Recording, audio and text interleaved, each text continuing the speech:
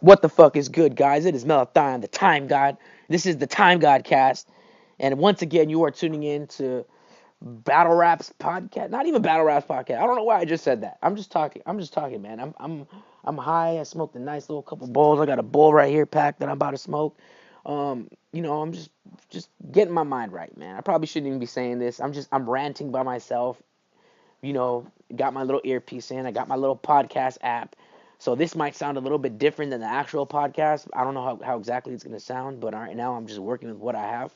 So this is an intro. I'm going to be doing this for my podcasts just to kind of fill in the listeners to what it is you guys are about to hear. So it's not, sometimes it takes place in certain places that I want you guys to know about that we probably don't talk about on the podcast. So this is my chance to kind of let you guys know what's going on. Um, Okay, so my guest today is Poison Pen and Immortal Technique. You guys might know who Poison Pen is from hip hop, obviously, being on Immortal Technique's album, obviously. Rest in peace to PH, fucking around with Pumpkinhead. You might have seen him on there. Victor Vaughn, who was MF Doom, he was on his album. So Poison Pen has a lot of credited things that I'm not even talking about here. We get into it on the podcast a little bit. So we have Poison Pen and Immortal Technique. You might know who Immortal Technique is from the Revolutionary Volume 1, Revolutionary Volume 2, with a lot of, politically driven hip hop, a lot of truth filled hip hop. Got me through my high school years, and, however old any of you guys are, it probably got you through a certain time in your life. And, Immortal Technique is a very, he's independent. They both independent. He's very successful doing humongous tours all around the world.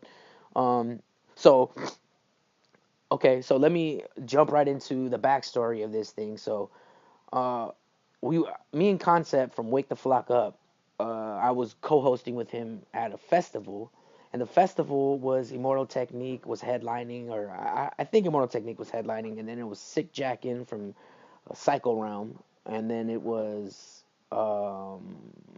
fuck, I'm drawing a blank. I know Akil because I remember interviewing Akil from Jurassic 5. So I know Jurassic 5 I think performed that night. Um fuck man, I'm trying to remember who else. There were so many people performing that night. A lot of big Necro performed that night. So we went to this festival to go interview Immortal Technique. And Immortal Technique was went on a ride, not on a ride, but he's on tour, so he's driving around a lot. Gets there, he's tired. So Concept had set up an interview with Immortal Technique, and we go in there, and Immortal Technique wants to do like 5-10 minutes because he's trying to relax before a show. So he kind of cuts the interview short. But amongst this whole time, Poison Pen's there, and me and Poison Pen, I know him through battle rap, through Grind Time, King of the Dot. Which when you hear this podcast, you're gonna hear about everything. And if you're not familiar with Grind Time, it was a battle league, which is a rap battle league, which is acapella format, no beats. You got a host, and people write for a couple months prior to battle each other. So Poison Pen was hosting and running the New York division of Grind Time back in the day, and he's also was a main figure in battle rap period, and he was a main figure in helping run like the Boston Massacre for King of the Dot with Nakaya, and so he's a big figure. So uh, I know him through a long time. So we're talking, chopping it up. He invites me up into Mortal Techniques, green room. Not to drop what was going on, but it's all for the story. So I'm up there, we're hanging out, and then throughout all this thing, I asked him, I was like, "Yo, bro, I have this podcast that I'm starting up, the Time God Cast. It's not out yet, but it's going to be. Can I get a podcast with you?" He's like, "Hell yeah, bro." I said, "You have a story that I think a lot of people should know about in battle rap that you know that hasn't been, not that it hasn't been told, but I want to put it out to who I want to know about. Not I'm saying this totally wrong. I just feel that I want to be able to get stories from people and just talk about certain things that are not. You can't just Google it and bring up why Grind Time collapsed through the eyes of somebody who worked there. I mean, there probably is things like that, but to my knowledge, I haven't heard a podcast about it. So I wanted to talk to Poison Pen about it. I talked to Poison Pen about a bunch of different things, but that was one of the main things. So I was like, "Yo, let's get this podcast." He said, "Yes, let's do it." So we schedule it for a Tuesday. I think it was a Tuesday. I don't know why I said Tuesday. Maybe it was because I was listening to the Drake and McConan song or something. I don't know. Which I wasn't. I don't know why I said that. I'm relaxing. It is Christmas right now, which is a holiday that I know Santa Claus and all that shit is all bullshit. But the family still celebrates it. It's time where I get to see my family who isn't around. So it's a good time, man. So I'm right here posted in the garage. I don't know why I'm ranting about that. So okay, so we go. I go. We set it up for a Tuesday. Oh, that's what it was, a Tuesday. Okay, so we set it up for like a Tuesday or a Wednesday, or it was a weekday before they went back to. I say they because it's Immortal Technique and Poison Pen, which I didn't know about. I just thought Poison Pen was still out here. Come to find out, Immortal Technique was out here still, and we scheduled this podcast. They're staying at an Airbnb in LA somewhere. So I show up, and right as soon as I get to the door, first person walking out is Immortal Technique. So I'm like, oh shit, Tech's still out here. He's kicking it. Okay, well let's go upstairs and do this podcast. So I go upstairs. Poison Pen's right there. We start doing the podcast, and in the midst of the podcast, 5 minutes in, Immortal Technique walks in and just, hops on the podcast too, which was a big blessing because I did not think we would get Immortal Technique. So with that being said, there was a lot of questions. Because Koncpet was with me that day too. So Koncpet wanted to ask. So I was like, well, fuck it. Let's I'm gonna ask Poison Pen, you ask Koncpet, but we'll just merge the conversation. So you're basically getting two podcasts in a one, combined into one beautiful conversation, which is me, Koncpet from Wake the Flock Up, Immortal Technique, Poison Pen, and and another thing too is I don't know if Poison didn't know that we were recording the podcast or whatever, but the mic, I don't know if the mic wasn't up to his face right or whatever the case may be. So sometimes Poison Pen's vocals go a little up and down. He's really far from the mic sometimes. So I'm trying to remember what was going on when this was happening. But we were all just kind of relaxing, talking. So yeah, we did what we could, but just bear with us on that one and turn it up if you need to, whatever the case may be. But it is a great podcast. A lot of good information was on here. A lot of good conversation. Thank you to Poison Pen and Immortal Technique for allowing this podcast to go down. So everybody, without further ado, give it up for Poison Pen and Immortal Technique. Oh yeah, and this guy too. Meltdown, the fucking time god up in this bitch. Want to get in fucking King of the Dodgy? Yeah! Time! Just don't say time. Yeah, just don't we got a time limit, but just don't say time. You heard this? You heard that? Don't say time.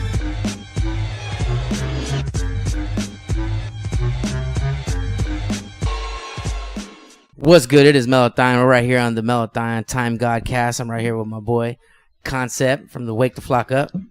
And we're going to go directly into the question because it was too good not to follow through. Who do we have on here first? So we're getting in with the legendary Poison Pen. Poison Pen. It's who we met at Back to Basics. We caught up, and there's a lot we're going to go into it. But the question was this: jump right into it. Pen goes like, "Yeah, this. I'm like, you stay here." He's like, "No, there's an Airbnb," and I'm like, "Damn, this is fucking nice for Airbnb." I'm like, "Okay," and I started thinking about it, and I'm like, "But wait, Pen, don't you feel?" Don't you feel guilty fucking in somebody else's house, bro? Feel weird. And weird? Don't you feel guilty and weird you fucking in somebody else's house? That was just the answer. That was the answer. Yeah, he said, man. Like, there's nothing else need to be said. Like, yeah. Please, first of all, yeah. I'm just happy that I'm out here still, getting it how I get it. You know what I'm saying? Having the fun that I have. I've had a lot more fun than the average bear. You know what I'm saying? But, dude, first of all, what I do for a living, we travel, we do shows or other events. Like, I'm in someone else's bed more than I'm in my own bed. So True. That question, I give no fucks about that. Listen, yeah, no doubt. And if I'm renting this place for set period of time, I should be able to do whatever the fuck I want. True. While it's mine. Yeah, no doubt. You know, anything short of a freaking of a murder spree, I mean, I should be able to do that shit and just pay the cleaning fees and be able to move. Oh yeah, dude, what's it take? That's good about Airbnb though. You can just go, like you said, you can do that shit in anywhere, any state, anybody's house. So I mean, yeah, if you got a little money, you can impress honeys like that. But like, yeah, I got a dope spot. Yeah, you know, you just rent it on the weekends. You tell them it's yours. Take them to a nice spot. Like, oh wow, like you can definitely stunt. Yeah, you can definitely stunt. Like it is. It's wild simple, man. That's what's up. If you, dude, it's you go. I recommend it, man. I mean, okay, we got it. I'm not gonna lie. Like this particular place right here has a few issues that we need to speak about, and Airbnb is gonna have to rectify the situation. Here you go, Tech. Reimburse me some bread, but you know, normally it's a good thing, man. You know, and a lot of people, you know, you don't like to travel and feel like me. I don't like staying in hotels if I don't have to. You know what I mean? Right. Like, you know, it's being in a home and being at a hotel. You know, it's a different feel. Sometimes you like to feel like, you know, you're in a regular environment. And a lot of times, life that we lead, you know, you need something that seems regular sometimes. Do you see that happening for yourself though? Like house, steady life, and the marriage and the kids and all That'd that? be awesome. I mean, I'm old, so that would be dope. Right. So there is a day where you envision yourself, the husband with the house, owning a mortgage and stuff. Yeah, definitely. Yeah, definitely. No question. Come on, man. I mean, rap life is rap life. And it's a part of my real life. I mean, it is my life, honestly, but at the same time, there's a separation between like the artist persona all day and just a regular human being and shit. Yeah, no doubt.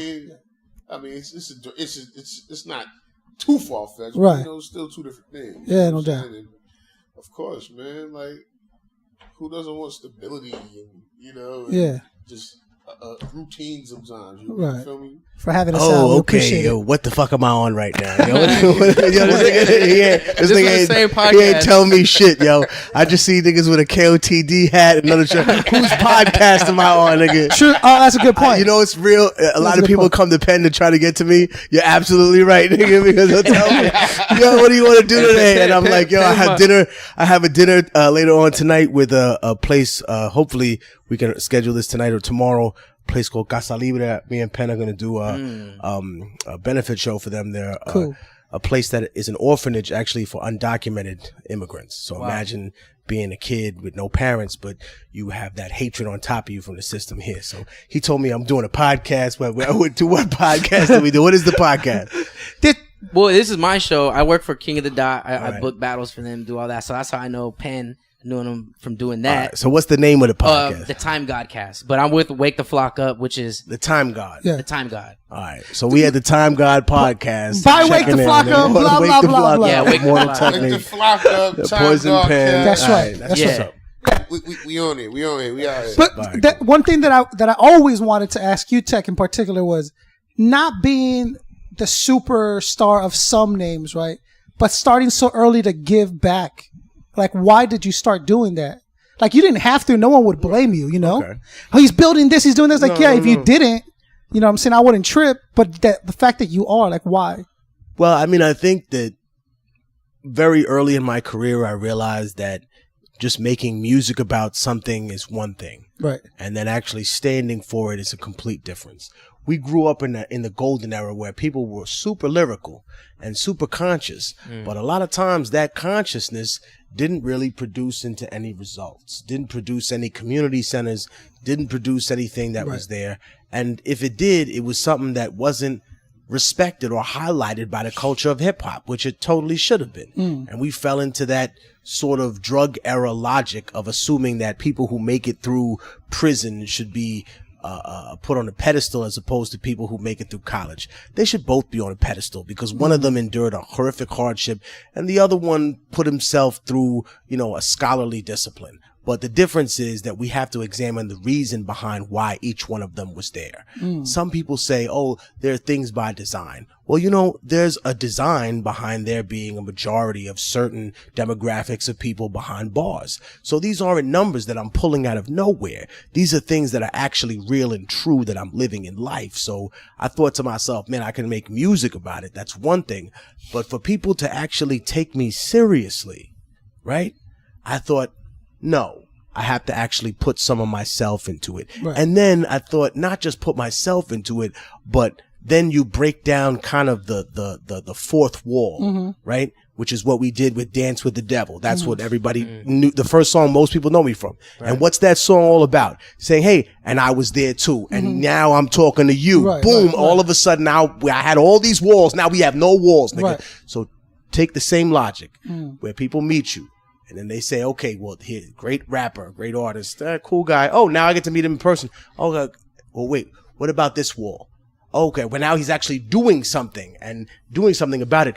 But that's not the last wall. That's just the third wall. The fourth wall where we all knock it down is we say, oh, Technique, you did all this stuff in Afghanistan. Like, what was that over? Why didn't you do it in Harlem? Why didn't you do it in LA? And I said, well, look, if I was able to succeed in a place like that where I didn't know anything about building orphanages or building schools, and I was working with a coalition of all women from Afghanistan, I should mention also, and working with other people that we put it together, then if I can do that and succeed there in a country I'm not from, in a language I don't speak, with the Taliban and Al-Qaeda all around me and the people trying to survive on their own, then what's the excuse for you not to be able to do this in your own neighborhood? And that's the fourth wall, really, showing people through rap and lyricism, and through then the third wall of activism, and then the fourth wall of saying, no, you get involved, you turn it into something else, you turn this lyricism and this hip-hop into something totally different that we don't have right now. But how do we convince the artists that rather take the big paycheck instead of blank? Because you convince them that it's not a big paycheck. You convince them that it's just too, like, if example, if you throw a battle, right? Y'all in the battle throwing business, right? Yeah. I was talking Pet about this last night. You tell a nigga, yo, we got 20,000 for you to battle, right? But then we can't guarantee no other battles. You got niggas on a contract that only battle once every 2 years, right? But you get $20,000. Oh my God. Right. But wouldn't you rather have 4 battles that year for 8 to 10,000? Because that's 40,000 versus the other. That's more exposure. That's more time. Now, I understand that there are levels to the economics. People want to be paid a certain amount and keep it there at that level. But we're talking about business that isn't really inclusive of the artist in terms of the background scenes of the money making. For example, in boxing and in other sports, unlike in MMA still doesn't have the laws to regulate that. And it's funny that battle rap is going to enter that sphere, even though it has nothing to do with physical contact. It's because of the unions, right? But the union demands that you then have a representation for the artist to be able to make money off that pay-per-view. So an artist could come to KOTD and say, hey, listen, you don't have to put up money up front, or you go to Smack eventually and say, hey, you don't have to pay me up front. I get my regular check or whatever I was going to get up front. But then after the battle's over, I'm going to get some royalties because y'all was getting some royalties. It would be as if no one ever got paid over pay-per-view that was a boxer ever. My nigga, if that was the case, you know, Floyd, damn, he make more money off that than off the fight, of course. And off the royalties of it. So I feel like, look, we're sitting with the man right here who invented pay-per-view battle. First pay-per-view. Come on, bro. Yeah. And my man's mad humble. Real shit. Yeah. Wow, humble. Time. Wow, humble. He's too modest, right? He don't like to tell all the things that he's done. Right. And I have to say it for him and slap niggas around for him sometimes, ironically, since I'm slightly shorter than he is. But real shit, though, it's true. Like, the invented pay-per-view battles. No, he did the very first. Here's the thing: when it became something that became controlled by only one or two entities, Smack or the other one, you know, I feel like there's a probability now that we're moving forward, and this is getting to a much more larger global audience, right? Battles in different languages, battles in different places. Right. It could be at this point you're at the level where you have a brand which is different. Yeah. Right. Smack KOTD. Y'all could do a battle in Paris, all in English. It would still be okay. Bad people would still show the fuck up, or in England, or in Germany, or in another place. Do these kind of Thriller in Manila type battles where people show up in a certain area. You be in South Africa. A lot of people tend to speak English in that country, obviously for not some of the best colonial fucking reasons in the world. But, the one in the Philippines was humongous. Remember that one? Yeah. Flip chop. Yeah, right. Yeah. That shit was it disrupted the country type shit. Man, you know me. Yeah, She was Sway on battled that, in there. and that's Team Rhyme. That's Sway my brother. Sway That's Check. our brother. One idea that we had thrown around, just getting deep into it, where we're really trying to break it down and see what would be the best step, or what we think would be best for hip hop in general. And we were thinking maybe we can get some kind of a union for MCs, DJs, producers, We tried that. like We tried that. Man, we Really? tried that. We tried that. It was called the Grassroots Artist Movement with myself, There El we Rebel, go, man. Dead That's Prez, a few other people. Majesty, and rest in peace. Majesty, rest in peace. And essentially what we did is we found a community of hood doctors. This was in like the 2006, 7, 8 era. We found a community of hood doctors. I think it was before that. It was maybe a slightly, but it extended itself to that period of time because it went on for a long time. Even after the original project kind of collapsed because we lost a lot of the main doctors. We had we had a network of maybe like 100 doctors that people had contacted. And basically when people signed up, they could then perform, and they would perform at community centers and perform at all these places for free for the kids. And then through that, obviously we didn't slave them out. It was like 1 or 2 things like a month. Right. And for that, they would receive, the health care of a weekly or a monthly checkup, see what was wrong, and then if it was something very serious, they could be hopefully recommended to a specialist that was one of the doctors that we knew. It wasn't a perfect thing. It wasn't an all-inclusive system, but it was an idea. It was an idea that hung in the minds of all of us. If we know people from the areas, why can't we have them included in what we do? See, you know what I mean? You don't just be a revolutionary by rapping about it. This motherfucker's a doctor. Have him help us. Right. Have people. What the thought came from people saying, well, what do you do about it? Because are we complaining about how we're not getting paid and how we're overcharging all this stuff? And like, well, what do we do about it? And then we actually sat down and we're like, we could do a union and like really get the ball. But you guys got the ball rolling on it. You were actually looking there's at several doctors and different stuff? perspectives to consider in your line of work, right? Yeah. You have the bosses, the people who make everything happen, and the people behind the scenes who set the tone for many things in the culture. You have the fan base that is going to be totally different. That is like a ocean current, because you can get a rogue wave that smashes your whole event, and then you have the battlers, which represent pretty much the other side of the workforce. But don't get it twisted. The fans are the workforce. They're bringing in the bread that makes it even possible for the battlers to be there. Right. The battlers in some way have to acknowledge that, and that if they don't curb their ego through realizing that's what lacks in a person's longevity that I've seen. You know, when the people last is when they say, even if they act like a dick on stage, even if their shtick is to be a schmuck on stage, right? When they get off that stage and they meet the fans and they cool, okay, Pen, let me ask you, what did you envision when you did the first one? Like for battle rap in particular, for as a whole, what did you have in mind for it? The pay-per-view? Putting battle rap on those standards, like being viewed and like doing everything that you did with the very first one you did, right? For the first battle you put together. What did you have in mind for it? Okay, the first one that I put together in this, I guess, the grind time era. Grind time, right? Yeah, that's good. Yeah, that was. Because you didn't put nothing together on the WRCs. It was just all grind time. No. I mean, I put events together before WRCs. You know what I mean? From Hook.com, and that was the first major battle event that I put together years ago. This is like 2000, right? 2000.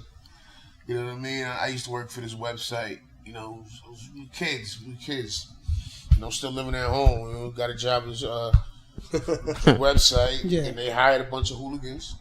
I was one of You're one of the hooligans. I was one of the hooligans that were hired. Shouts to Rachel. Shout out Rachel. I still follow her. I still follow her on Instagram. Shout out Rachel. Shouts to Rachel. Love you, girl. Yeah, that's so we all worked. Well, I worked for the website with her and a few other people, and it was very ambitious. For the early 2000s. People that are older, such as myself, remember when it was like a website boom. But it's funny because now literally everything is a website now. Right, but right. Back then it was like that's what The one website everybody went to. was running to for the online businesses. So everybody thought every online business was going to just be amazing. So there was this website I worked for named Hooked.com, and they have very ambitious goals. Like they wanted to be an online. They were pretty much an online magazine. They were online clothing, hip hop clothing. They had like that message boards. Everything, interviews, about 10 years too early. Yeah, pretty much. I was gonna say like that's shopping online like that back in the day. No one had a credit card, nothing back then. Harry Belafonte was one of the partners in the website. Puff, it was. Oh wow! Shout out to Mr. B. It was big. So imagine working for that. So imagine me at work, doing my job, and Harry Belafonte just walks in my office. Right.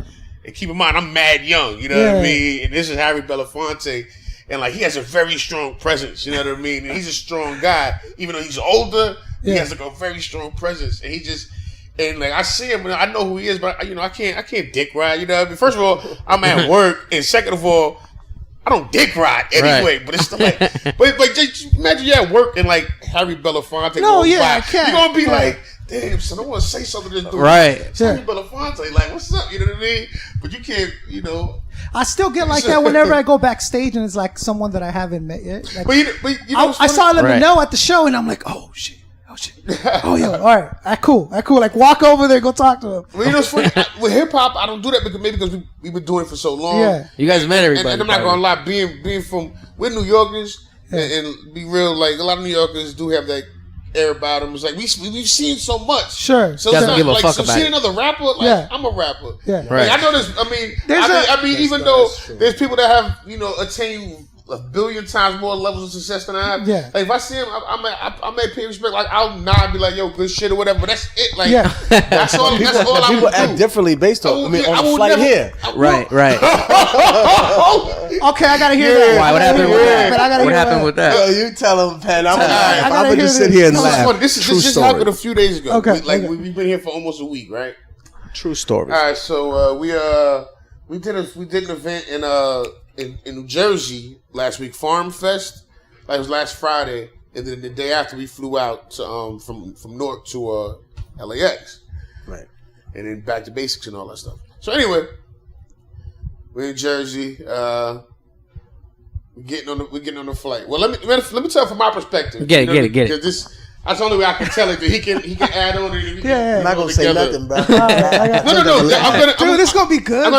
This is hilarious. This is hilarious. Exclusive. This is hilarious because it really happened. Okay. This like the best stories are the true ones. Yeah, you know what I'm no doubt. So Tech boards a little bit ahead of me. We're in the same row. We're next to each other. Right. He's in the middle. I'm in the aisle. But he boarded like a few steps ahead of me for whatever reason. I don't know. I was charging my phone, so I still had it plugged up. So he gets on the flight, whatever.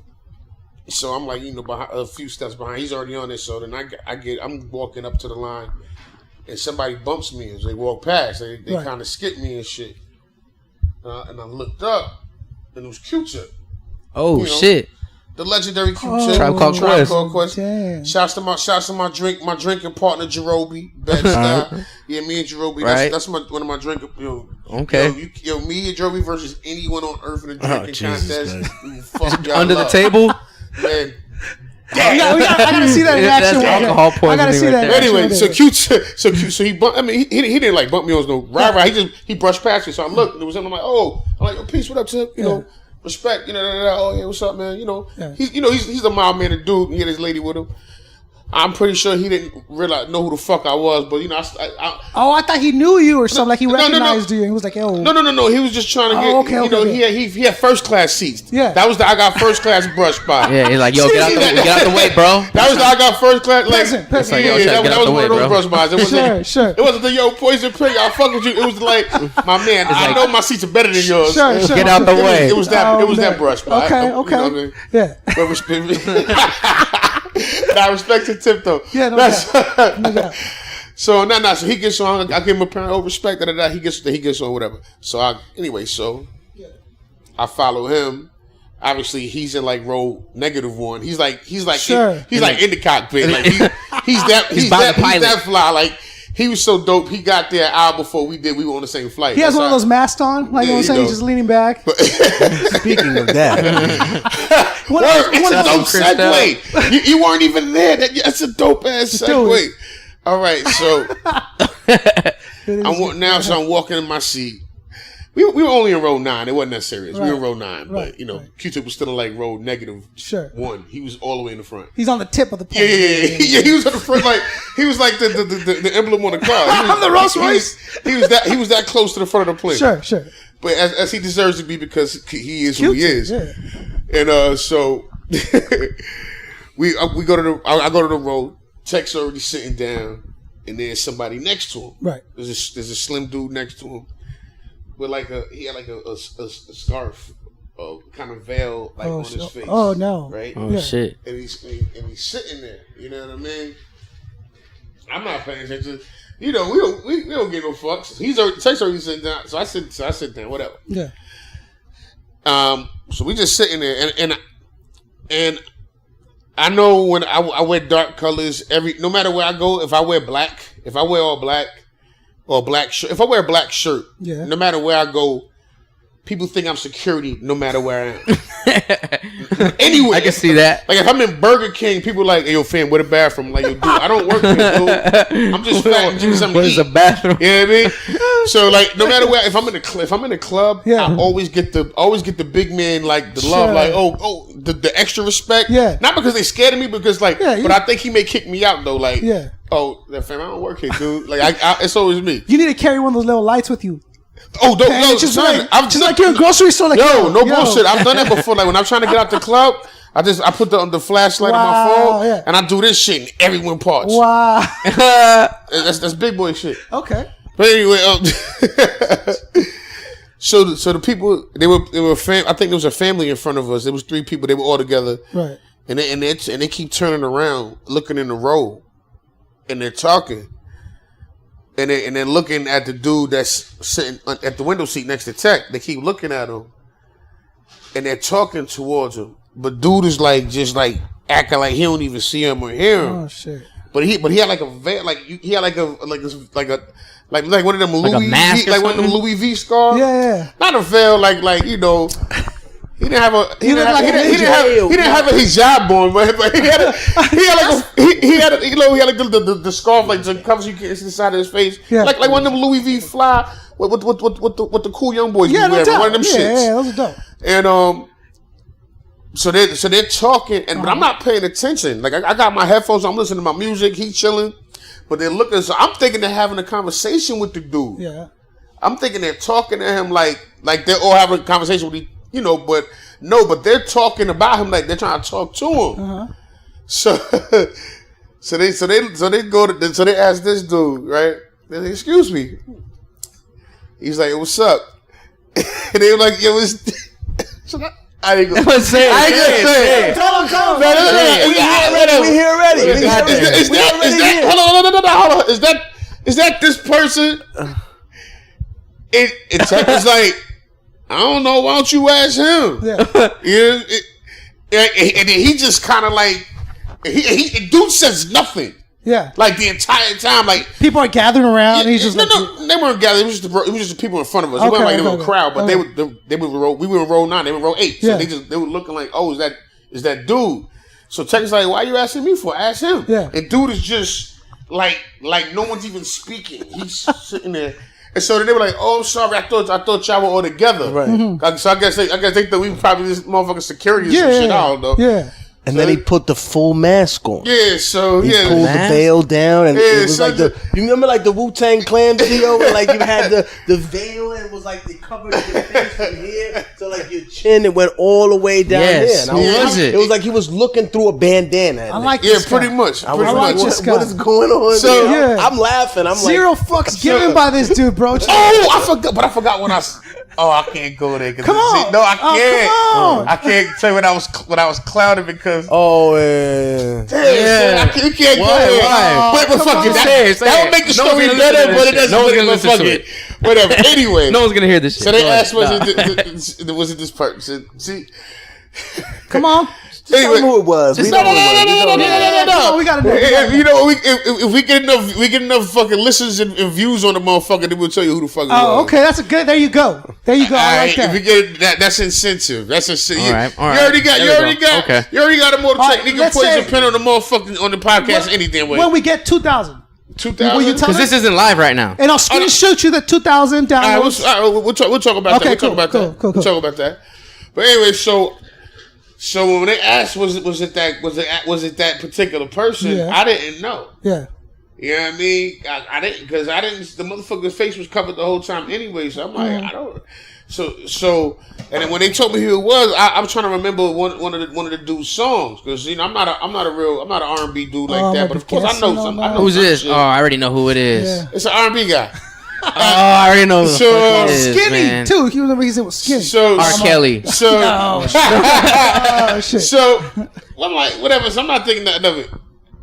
But me and Tech were having a conversation when I sat down that may have been a part of the reason why he didn't make himself known or whatever. 'Cause I was talking about another situation that was funny. And it almost might have, Been true? Did it include him? Nah, it wasn't about him, but it was about how other artists hide their face and how they cowards and they don't want to deal with regular people. And he may have thought we was talking about him, but in reality, we hadn't even know who he was when I sat down. because we was standing in the aisle having this conversation, and he was right in front of us. So therefore, we didn't care. What But the reality is that if you wanted to hear stories about us and our interactions with celebrities, ever since I got accused or niggas talked to me about that Hamilton shit, dude, people have wanted 90 stories from me and Penn. Because listen, Yeah, I let got me tell you the that truth. question sent to me a lot. I grew up in New York with a lot of quasi and a lot of real live celebrities now. And a lot of them got beat the fuck up and robbed, and a lot of them were just cool people that never tried to be bigger than they were, and that's why nobody fucked with them. Right. You know what I mean? But he 'Cause named you specifically. They remember New York. They remember New York as being a different New York. Right. And it's funny because when that came out, like I literally had not even seen it go viral. It had been part of a podcast, and I had hit him up over it because, we follow each other on Twitter. We cool. And every time I've always supported his projects. He's always tweeted my shit out. Real good guy. Like I know his wife. Come on, bro. We go way back. So when rap first came out, I started laughing and we tweeted back and forth about it. But then after it became like a huge thing, it was something I needed to clarify, because there were a lot of people that like, hey, is he still doing this? Like, oh, is he really going around beating people up? Right. Like that's still so fucked up. And then they popped up with another thing, a case that got dismissed and where I was totally exonerated, where they had me accuse me and they said a dozen of my friends mercilessly beat down 3 people. Yeah. But in the same police report that my lawyer had to force them to redact, it says at the end of the original police report, no injuries reported. Brother, how do I beat someone down mercilessly and there are no injuries reported? Nobody went to the hospital. Nobody got anything broken. Nobody was fucked up. Nobody's teeth got knocked out. Nobody got a black eye. Right? You think that's because of who you are? Nothing happened. That's why they did that? And really, reality, it took me spending $30,000 on attorneys, on private investigators to find out that one of them was a dude that did a slip and fall in front of Bloomingdale's, that another one was a scamster. And you know what? I'm not denigrating these people. Okay. You know what? God bless you, brother. I'm not criticizing your hustle. I'm not telling you, because you must be in a situation where you're trying to feed kids to do shit like this. I guarantee these people can't be that selfish for themselves. Poor people, I give them a little bit more of respect for stealing than rich people. Because rich people, you don't need to steal. You're just being a piece of shit and you're taking millions of dollars from broke motherfuckers around the world. But poor people, you stole my sneakers out my fucking box when I wasn't looking. Bro, you need sneakers. I don't have them. That's the difference. I gave these niggas leeway. I said, I don't want to press charges. I don't want nothing. I just want the charges dropped. I wanted to go away. And that's what my lawyer said. He said, yo, you can sue for false arrest, all these things. I said, no, but I do wanted to know that I was exonerated. So, of course, what happens? 100 stations, KTLA, Fox, the rest of these bitch-ass niggas, all these conservative stations especially, Immortal Technique, arrested. And the reality is that only 3 or 4 of them ever put out oh, he was totally exonerated, or charges all dismissed, or this was found out to be a lie. So I mean, you just know what you're dealing with there. So it's kind of the same situation with that. So there's a lot of MCs that we'll try to hit up, Right. and people give us like, hey, yo, he's really cautious when it comes to the media, right? Right. There's artists like Method Man who doesn't want to hear media, like nothing, hates it, like he doesn't want to have anything to do with it. Last time that we hit him up, and he was like, they were basically explaining like, bro, there's no telling what kind of position you're going to put the artist in. When you do independent outlets, right? You don't know what kind of questions they're going to hit you with. You don't know that kind of stuff. Why do you think there's been this almost twist of like the media being something that you have to do, not want to do as an artist? Well, I mean, I think it's because it's still the strongest way to get your message out to people. Right. You know what I mean? And the problem is that when you're an artist that's really famous, you are in a position in which people will love to misconstrue your words. Exactly. So if you say something that has nothing to do with that, and you just say, all of a sudden it becomes something totally different. It could be a racial issue. It could be a gender issue. It could be anything. It could be, you say, hey, someone asks you about transgendered people, and you don't really know nothing about that. So you say, hey, I'm sorry, I don't know nothing about that. And then they say, such and such artist, MC such and such, denies the existence of transgender, something like that. When you don't even know, like a Vlad title. You're ignorant. You're ignorant. Well, I don't know. I've had good experiences with Vlad, so I can't necessarily say. He never did that to me. If you never did that to me. Fucking question like a dickhead on Vlad. Don't blame it on Vlad. Blame it on your dumbass for answering that dumbass question. Talk about it. And then I've been on Vlad a few times, a lot of people I ain't say no dumb shit. Right? And then Fuck wrong with y'all dumbass niggas. I tell people, at some point, Vlad is just making fun of the artist. Like, at some point, he's like, look at this guy. Like, come on, Vlad. I mean, I'm just not gonna act like Vlad and hype certain things. Like, me and Vlad. I like cool, Vlad. Man. Like, listen, I was in the club in London. Being very I was doing I ain't gonna go there. That's a whole nother podcast. Oh, come on, bro. And I just bumped Doc, into Vlad you keep teasing us, Pen, you keep teasing us. My whole life is a series of podcasts, man. Yeah, go ahead. Before Tech comes back, I Okay. want to ask you about grind time, bro. Like you were like what Tech was saying. You had the very first pay-per-view event. Like what made you feel the need to? Did you hear someone talking about it, or did you have access to it? Like what pushed you to do? Because I want to jump into the URL and King of the Dot and talk about your connection, but I want to know what it was that pushed you to do the first pay-per-view event in battle rap. Are there nerds in that motherfucker? Nerds in that motherfucker. Hell yeah, there's nerds in this motherfucker. Well, honestly, I was just trying to look for another way to make some bread, man. I was putting a lot of money into it, and I was trying to figure out another stream of revenue to get it back. And obviously, everyone was going online to view the battles, so that was just naturally the next step. And shouts to my man Judge. Right. When we used to be on the rap music board, my man Judge helped us out a lot. Direct always. You know what I mean? Shout out Direct. And and it was live, right? Yeah, it was live. It was live. Oh, but wow. so we did the first. It was called Follow the Leader. I'm sorry. Follow the Leader. That's what it was. That was like 6-7 years ago, right? Damn. Yeah. Wow. I think Disaster battled. No. Disaster didn't battle at that one. No, Disaster battled the Body Bag Season. Body Bag Season. Yeah. No, I think who battled? Rome battled this one. No, Follow the Leader. The main event was that Aquas and Rome? I think it was because I remember. Yeah, it was. That was Swave and QP. Yeah. That's a classic.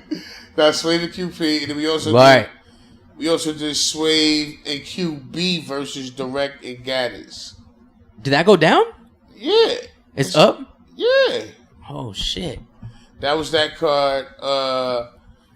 Elzilla and Lotta Zay, John and Moneybag. When you put it together, right? You said you were trying to make some extra cheese, but you knew you had something popping like maybe 3 or 4 battles in when it was like getting those numbers, right? Yeah. Well, New York was already killing it in grind time to begin with. Like battle rap was already at its. I think that was right before grind time even went down when you did. I think that was the last grind time event ever. Wasn't it? No, not now. This was like the after a pop. This was when grind time had barely was about to be going down. You did the last big event. Yeah, and that was the reason I called it Follow the Leader, because I knew what I had implemented was gonna take this battle rap world to the next. So yeah, he level. already. And I that's why I called it Follow the Leader. I didn't. That wasn't just some name I pulled out of the sky. I knew what I was doing when I did it. You know what I mean? When you think about back then when you first started to now, what do you think is the biggest mistake a new battle rapper does? Like now that you can look at it, trying to sound like everybody else. That's probably been happening. Fast nerds, please, brother. That's been happening. What do you think was the downfall of grind time? What do you think? What was? Because I was working with grind time I got on grind time a little bit late with Lush, and when he was when we did the Disaster Verse. No, never mind. That was shit. I don't even know when I first started, but I remember it was kind of right before the ending of it. So what do you think from your mind was the kind of the downfall of grind time? I should pick up the microphone, right? Yeah. Well, honestly, my humble opinion, too many people had too much say so. You understand what I'm saying? Like, all right, it was cool that there was, so many divisions, so many people that wanted to contribute to the art. But everyone, okay, just because your division produced 40 battles this month, don't mean that they should all be uploaded on the main page and those battles. Okay, you may have done 40, and I may have had 4 battles that month. But whose battles held more weight? Whose battles got 400,000 views in a day? Right. You know what I'm saying? Like, I'm putting on. Like, I'm literally holding this shit up from under my own immense weight, bro. I'm holding this shit up myself. You know what I mean? So why am I sitting there jockeying for position with 13 other people who weren't producing? Not saying I was the only person producing, but weren't producing as much quality. You felt like you're putting in a lot of work. Oh shit! Felt like more work than anyone else was putting in, and they were kind of saying what they were going to do with it and reaping the benefits of it, I guess. Everyone didn't need equal say so, man. Everyone didn't need equal say so. Right. So then it goes down. And pardon me, and quality control too. I still have battles to this day that haven't came out. I've never put out. Not one event I've ever done. Ever. And you could look, I've thrown more events than most people. Not one event that I've done ever that I put out every battle for. Ever. Because if that shit was trash, or if I felt that shit was trash, I don't want my name attached to that shit.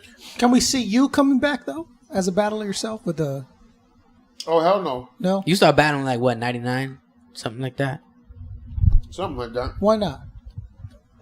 Because we talked about this a little bit. Remember last time that you were on the show? You said I told you what my dream one would be, and you're like, "Oh man, that would be off the hook." Yeah, we backstage. Yeah, I'm a boy. Nah. Now you wouldn't do it.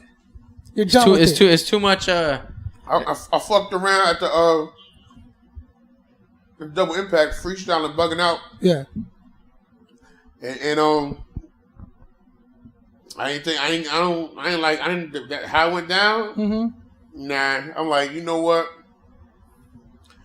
I ain't built for this shit no more. So then after that, I mean, we could write, like, we want to write and spit balls. I write and spit balls of whoever. Like, I'm dead nice. Mm-hmm. But I don't. No, we'll get into that. Sitting there like, writing around about another person. Like I didn't even. I didn't write diss records of motherfuckers I have beef with, and I've had beef with other rappers.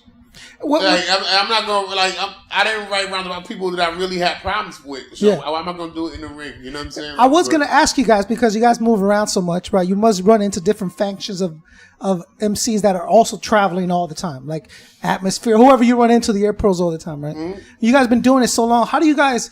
But I guess you do have some. How do you guys avoid altercations with other like squads or groups? Because some people do run their mouth, or you could take. You know what I'm saying? Like, how do you guys avoid that kind of stuff? Being 100% honest. Yeah. Most of these niggas don't want no altercations. Okay. Let me clear that up. Let's hear it. Oh, I want to get into the battle rap after that. Let me clear that up. Yes, I meant it in that way too, but I didn't mean it in that way on some super. No. I see. I know what it is. I meant it like. I mean it for myself too. So. I mean, I meant it in that way 1,000 times over, but I meant it in the other way as well. Like, first of all, me, I'm a grown man. Mm-hmm. I'm not saying other people aren't, but I have other things I need to tend to in my life, family, you know what I mean? Other business ventures, trying to just bettering myself. So I'm not out here just trying to jump out the fucking window either. You know what I mean? But most of these guys, like as far as like you named a bunch of other camps, you named Atmosphere, and we have so much respect for each other because we all came up with each other anyway. Yeah, no doubt. We all came up with each other. Well, and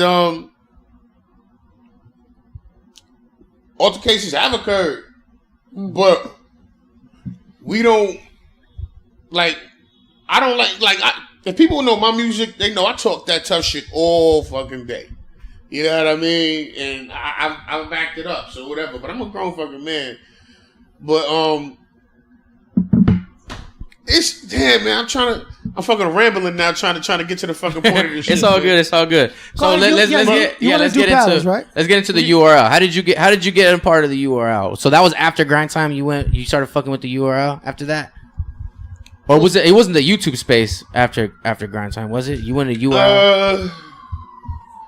The time period was. I think it was URL, and then you started. Yeah. I went from Grind Time to URL. So how did you do that? You just said what's up? Grind Time fucked up. Was cracking? Or those are your people already like that? Wait, how did I start doing events with URL? Right. Is what you're asking me? Well, if anyone looks at all of the old Grind Time East Coast footage or Grind Time New York footage or whatever have you, if anyone looks at that, you can see from jump. That's back when we were still doing judge battles all the time. You see, Norbs was at all the major events. Norbs was judging all the battles. You're right. He was. You know what I mean? Beasley was at the events. Smack ain't pull up like that. But URL was in our events all of the time. You're right. There was not one event that we had that URL was. But not they weren't the URL yet. No, we were doing this shit before they were. Okay. So then how did that? Were you in conjunction to help them start that off, and you came along with them like that? This is what happened. Let's say this: no one owns the patent on battle rap. Right. You know what I'm saying? I ain't invent that shit. Smack ain't invent that shit. Organic ain't invent that shit. 100%. You know what I'm saying? Fucking Cool Mo D ain't invent that shit. Right. Like, so nobody owns the patent on battle rap. 100%. Let's just let that be said. So there have been battles going on for years. Smack DVD, they threw battles before Grind Time, New York. But well, what I meant to say was that it started catching that buzz. Okay. That's what I'm trying to say. All right. Well, as far as doing the events and all that, nobody was doing major battle events in New York, other than back in the day they were like spectacles such as Blaze Battle, but that was like back in like 2000 and shit like that. Well, that's you. I think you battled on Blaze. Yeah, I battled Blaze Battle. Right. So, but so between that time, but that was when they, backed by $1 million corporations and shit. But you know, there were no big battles. You know what I mean? Like events on a consistent basis. We were doing that. So we were the first ones to do that. I was doing that shit. You know what I mean? So, you know, Smack at the time they were doing the Smack DVD joints. Like in the parks, you see, they would do like, like okay, we got a battle in the park. They have a battle. All right.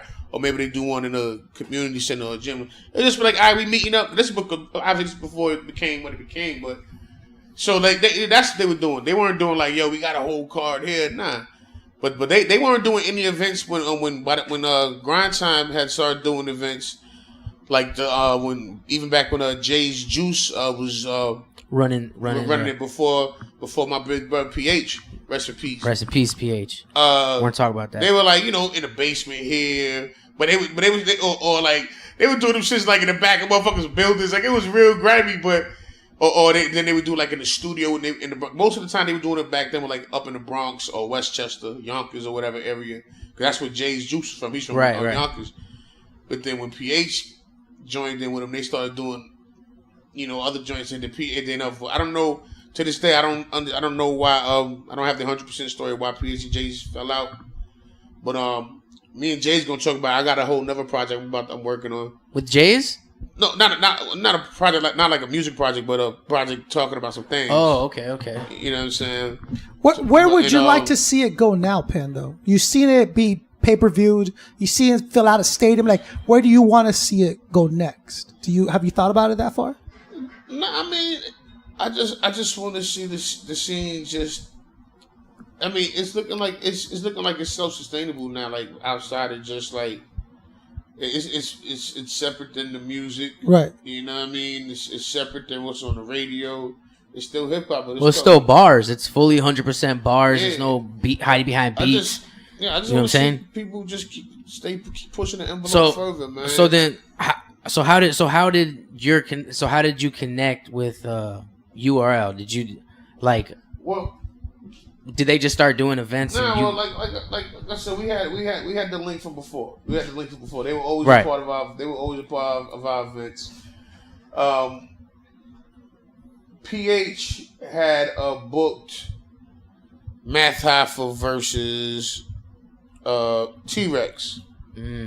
Now both of them had previously battled on Smack DVD, like a few years before that or whatever have you. But Smacking them, they weren't doing any events or whatever. They weren't doing anything of that fast. So they weren't really doing much as far as battles.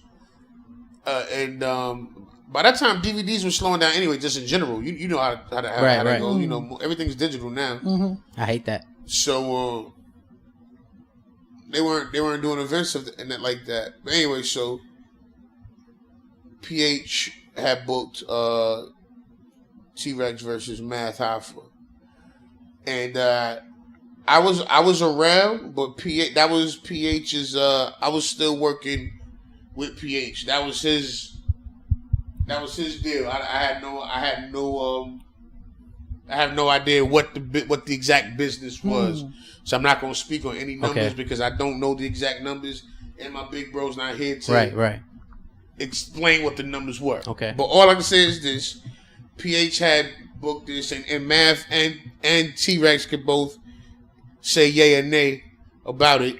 The finances got screwed up somehow, so the money wasn't able to be or the money wasn't there. Right. So obviously all the money wasn't there. Shit that left down. the shit in a limbo. bit of a limbo. Yeah. So you want to talk to Rob about? Yo, Rob, why ain't you call this nigga?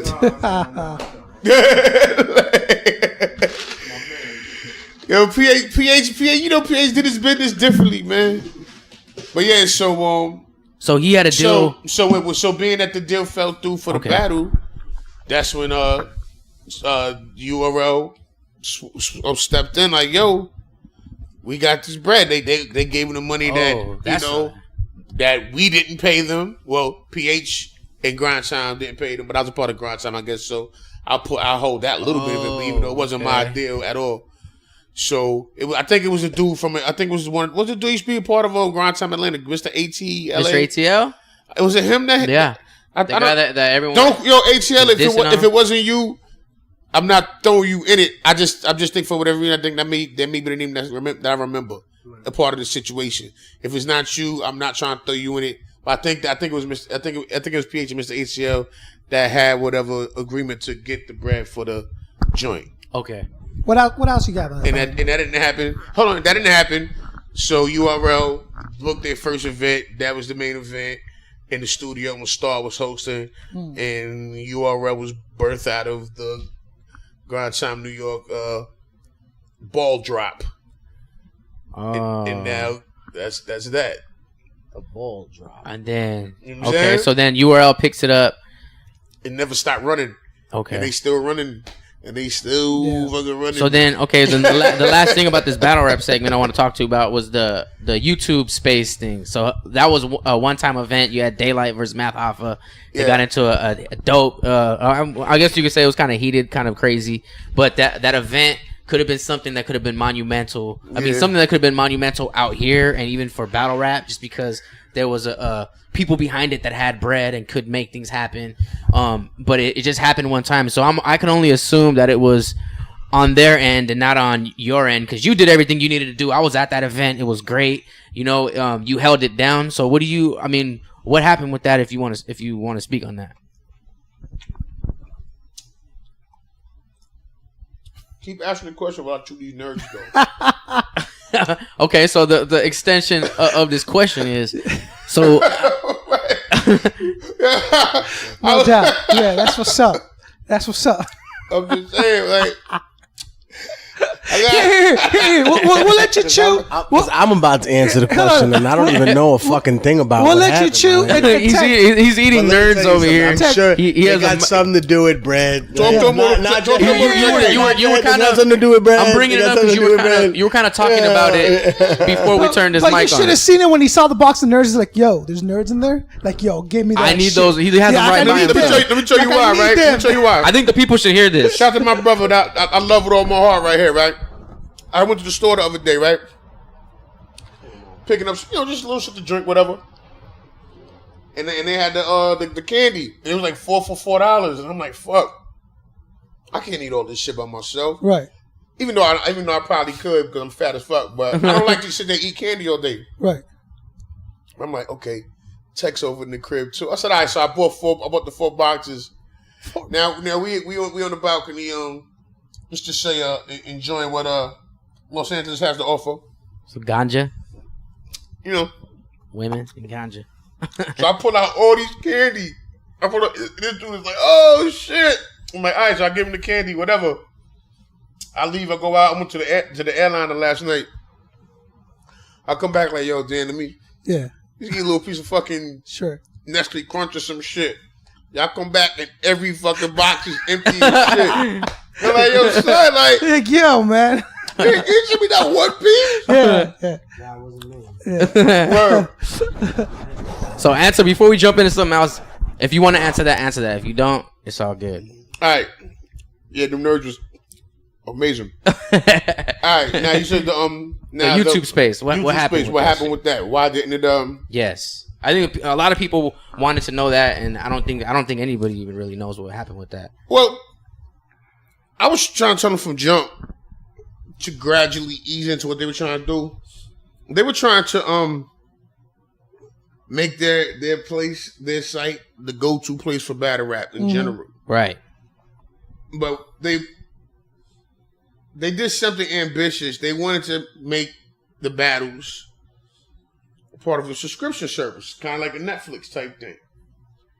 You get X amount of events, X amount of battles, and we will have battles from these leagues as well hosted on the site. So it wasn't just going to be their battles. That's dope. They were going to license. They were trying to make it the home. Hell yeah, that's dope right there. You feel me? But two issues, man. Like, first of all, as far as how they were trying to book the events, the main thing. Sorry, the main problem was it wasn't available on your mobile device. Oh, what? Yeah. How ridiculous it is? Yeah, that's insane. So, how does everyone enjoy, like, Yeah. Your battles or whatever. If you're in a car, if you're walking, like if you're in New York, if you're on a train or just going somewhere on a bus or whatever, everybody's on their jack. You know what I'm saying? Like everyone is on their phone. Don't know how to use a computer no more. You know what I mean? Like like if you're at home, all right, I'm sitting here. Yeah, you'll go on your laptop or your desktop. That's if you're home. Yeah. But for the most part, everyone is on their phone. Yeah. Or either their tablet. Right. And it wasn't available. So they had a subscription service for something that everyone watches on their mobile device that they couldn't access on their mobile device. It's crazy. Wow. So, bomb, death. Yeah, right death, there. Right out the water, right? Yeah, Boom. yeah. And then on top of that, like they were just overly ambitious, thinking that just because they had X amount of dollars that they could just buy libraries. And a lot of people weren't trying to and people, that's the wrong impression people get with battle rap. They try to get the Vince McMahon. They try to do the Vince McMahon shit on them. It don't work like that. Wrestling libraries and shit, but yeah. It don't work like that. It's a community of people that we love what we do. We're not, you know what I'm saying? Same thing with like a podcast or anything, you know what I'm saying? But what's up? Did you had something that you wanted to ask? Well, that's one thing that when we put the word out, there was a couple questions for Tech that were answered, and I got to ask you now because you stand next to Penn, and he just explained this whole battle thing. Is like, would you ever consider doing it yourself? Oh, we laughed about this. And I told him the price. Yeah. I said, I need a half. So they did all come to you with this. No. He laughed. He said Technique one day. He goes, shoot me $1 million. He goes, what would it take? Okay. $1 million. And I said, we're talking about a really high figure. Right. And it's going to go viral. No. Yeah. I need half the receipts from the pay-per-view.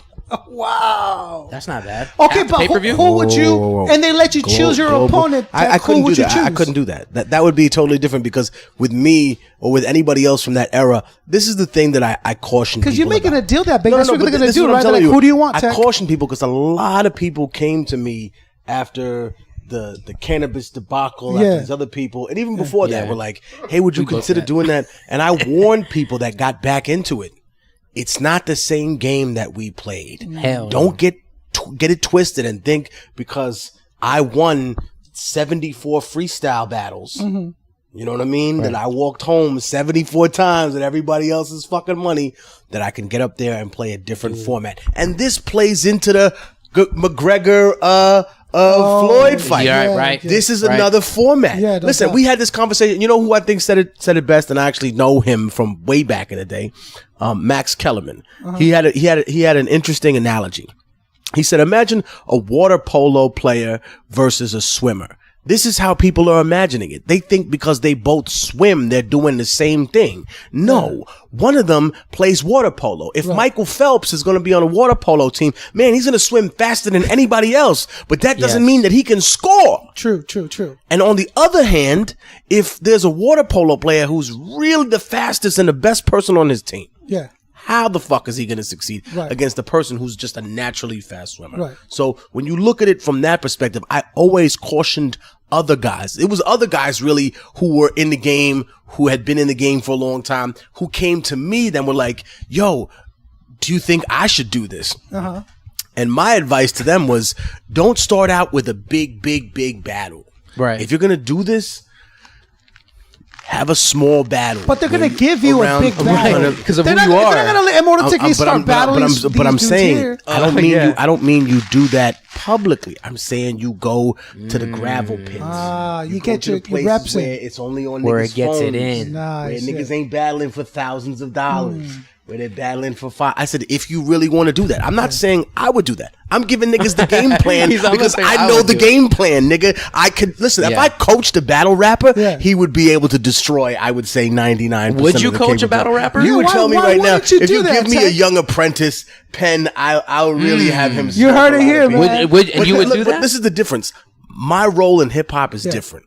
This is a young man's game in terms of battling. That's what people say. Right. But I think that it can be anyone's game as long as an individual is committed to that as opposed to writing music and putting that out 100%. Because it's two different lanes. Yep. First of all, you have to have a certain sense of security in your masculinity to write 4,000 bars about another man. Right. To comment on his joint. To comment on his girl, to comment on his baby, to make everything in your life center around a person. Right. You know, and I think that there are dimensions that have never been explored about that. And I'm sure through the cruelty of my mind, we could find things to explore about that. But the question is this. Damage. What is that for? Yeah. What am I doing that for? Every single time people know me for something different. If people see you doing something different, we had this conversation about the Diz Holohan battle. Hollow the Don battle. And then the fucking, the Solomon versus, Arsenal battle. When you do something that the crowd doesn't necessarily know you for, they react differently to it. Right. And it's something that's out of character. It's more like people said, hey man, back in the day, I remember when I was coming up, they would say, hey, what if all these commercial rappers went and started doing revolutionary music? You think it would change? And I said, it would be strange before it changed. I'm not saying it's impossible. It's just like, if you saw Chuck D do a Biggie record, would it be more believable than Biggie doing a Chuck D record? That's the question. Wow. T.I. did that T.I. record was kind of tough, yo, from like a year or two ago. But this is what I mean. If that's possible, if it's possible to switch a franchise, to switch a game, then I think that you have certain steps you have to take to do that. It's not just a jump in the water. For example, if we bring up the Conor and the Mayweather thing and juxtapose it with this, one thing people don't realize is, yeah, Mayweather, much more experienced. They're playing his game. But Conor may have one element that people don't consider, and that's the element of surprise. And it's a very powerful element. That's it. That's all he has. Right. The boxing ability, the speed, you don't have it. The skills, everything, you don't have it. You're flying blind, my nigga. You have new world. One fucking thing you hold on to. And I tell people, when you come in the game as a person who's not used to doing that, that's all you have, the element of surprise, which means the bar is set highly, like a slightly lower for you than it would to other people.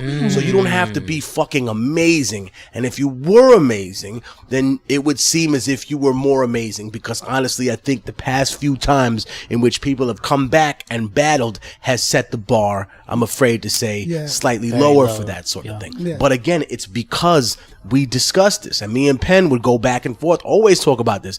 When you're in the middle of writing records and your mentality is writing music and not dwelling on the imperfections of another individual, when you're looking for positivity or your mind is open to other things, you cannot.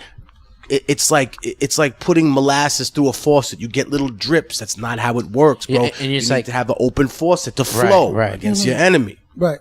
It's like, I'm just saying. Yeah, it's like, like I totally agree that if your mind is focused on trying to write some revolutionary or uplifting music, and then you want to go in there and straight destroy, it does sometimes it doesn't work. Yeah, way different energy. And your mind, I don't even think your mind can take it there. And if it does, it sounds corny or it sounds weak. Well, I mean, it's not impossible. I said to people, look, a long time ago, it's not just a question of the money, right? I also caution people that if you're a real artist, that the criticisms of you that are made by even a nobody who's now given a platform seem legitimate. Yeah. And I cautioned people, they may be criticisms that you end up defending in your real life. Shit. Because you're a famous person who's now has their entire past on blast, everything about you, right? So now there are things that are exposed about you as a celebrity that maybe weren't as, as prevalent that you wanted. And the other person that being exposed, it doesn't really matter because they're not in a position for that to hurt them with let's say, with sneaker companies, with endorsements. Let's say niggas bring up and say, oh, wasn't you doing some ASAP Barry shit back in the day? And niggas say, oh, wait a minute. You was on camera trying to push up and take the pussy? Like, oh, no. That nigga's deal is cut. That nigga's hat deal is cut. People scared of that type of stuff. So I think that there's a business level, and it kind of sucks because it's really something that I guess a person in that position would be able to hide behind instead of actually confront and say, well, I'm not doing it for this. I'm doing it for this reason. Kind of like what Drake did. I don't know the mechanics of that, but I do know it's a good defense that there's a possibility for you to use that, and it's a legitimate thing that says, look, this interrupts, and this is something I'm going to have to defend. Like if you call me a child molester and you start saying that like it's actually real, people may actually say, wait a minute. Like, is this true? And they start Googling and your name's attached. There's a metaphor that goes along with it. Excuse me, there's like a little saying that goes along with that. And it says, when you wrestle with a hog, you get muddy and the hog gets muddy, but the hog loves it. So if you want to battle and you want to get into the dirt of that, it's like a person who's known for being a witty and intelligent rapper. All of a sudden you start playing this extra disrespect stuff and it doesn't work because you don't know how to function. It doesn't know how to function correctly. Right. Or a battler who's used to rapping and on beats and stuff like that and never really had to listen to the earth-shaking silence of a room full of 1,000 people waiting for you to say something and giving you 4 bars to get to it. Right. Otherwise, we're gonna start booing. Right. And they don't even give their champions, the niggas that they love, the people that they have proved it 100 times over. When they choke, there's no mercy against them. They'll still boo you because there's other niggas from the other niggas' side that are there to boo you. That's it. Like Art Solomon, he got booed crazy. And you have to realize that to win the battle, back in our day, you had to win them. That's the crazy shit about New York hip hop that I remind niggas that other people don't realize. You had to win the other guy's fans. That's how nice you had to be to win a crowd. You had to win the other guys because they were always going to be sectioned in that way off, which is why people started using judges in the first place. Because the last time Penn did an event and niggas brought 100 people there. 100 niggas, like literally 100 niggas came in the club with them. And I swear, I was like, yo, what the fuck is this? And they pushed their man to the semifinals.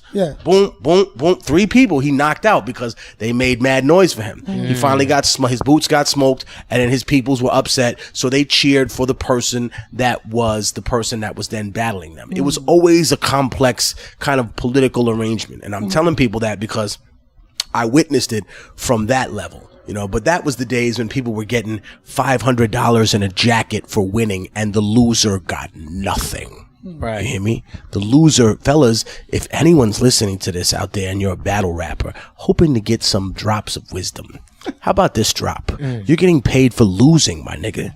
Back in the day, niggas didn't get paid for losing. Talk that shit. We didn't get paid for losing. We didn't get no trophies for losing. Talk right? that shit. Niggas just went home upset with nothing. You wouldn't even get a free drink at the bar. Real shit. No, real shit. When I was working, I did that song Bin Laden with Green Lantern, and we was at Shady one day with him and everybody was there. And I was like, yo, you know, the realest shit about that fucking movie was that he goes home at the end with nothing. Right. And everybody was like, he got it. That was the whole point of the movie. Right. He still went home with nothing. Right. His success was not guaranteed. He was not going to. He went back to work. B-Rabbit was not going to become Eminem. Yeah. If that would have happened, that would have been the exception to the rule, which is kind of what I guess he implied, that look, I'm the exception to the rule. I'm the battle rapper that was able to make it into a career. Do you know how many people tried that and then didn't get there? It's kind of like that stupid 90s shit niggas used to say of, oh, just make the party songs and then make the conscious shit later on. That way never worked. It worked for like 1 or 2 artists, but you're talking about one way in which you got through the matrix and you telling everybody else to get through that way. They can't get through that way. Right. So I think I was telling people that's the realest shit about that we used to go home with nothing if you lost. I remember thinking about that scene as he's walking away, and to me I was thinking he had to have done this 1,000 times in his career. Right. Like he had to have had nights like that. You know what I'm saying? Like this, that was one. He just murdered it and went straight to work after that. They're like, man, you don't need to go to work. He's like, man, I'm on the way to work. All the work that people don't see. I've done that about 150. That's what I'm saying, right? That's the stuff that people don't see for Eminem to become. People still do that shit to this day. But I think, look, over the years, you find that in terms of battle rap, that it's constantly going to change. Mm-hmm. You know, I remind people, if you want to look this up in ancient history, and that's what I teach in a prison, you can look at, there's something called the Byzantine Empire, right? It's the Eastern Roman Empire. It's basically what Greece was and the Northern Balkans and part of Turkey at the time. And they said that during the era of Justinian, who was a very powerful emperor, that he would argue in rhythmic pentameter with people about things. In Greek, they would get up and they would represent different sides of a political argument. One were called the greens, the other were the blues. And you can look this up for yourself. They would get in front of the crowd and they would have to argue at a certain tempo with each other, making a political statement. And it was common that anyone could get up there, even poor people, if you could use the pentameter and use that right. That comes from an Egyptian way of people speaking in the street and speaking through a certain rhythm. That's where the Greeks got it from. It all comes back to the ability to the spoken word. And it was said that even the emperor would have to go and defend a position against someone else. Wow. So if the Emperor Justinian had to battle a nigga, there's no reason why some of these diva-ass niggas can't battle somebody else. And I feel like every year we should have a Rocky battle, a battle where a no-name person gets to battle one of the best people in the thing. We should have that every year. And whoever does that should get paid a lot for their time, because they're going to have somebody throwing haymakers and coming at them like a maniac. But you know what? We should have some shit like that. Maybe it would bring that warrior spirit back to the culture. You know what I mean? I'm not an active participant that's the way to do it. But I'm telling you right now, the visions that I have for it, and I think what my man Penn could do, just with the opportunity, man, I would love to see it happen. And I think for me, I'm not at the stage where I'm a glory hog anymore, brother. I've toured all over the world 10 times over. You know, I'm not sitting here trying to eat off somebody else's plate. I'm more in a position where I teach young artists how to be a better artist, where I teach young MCs.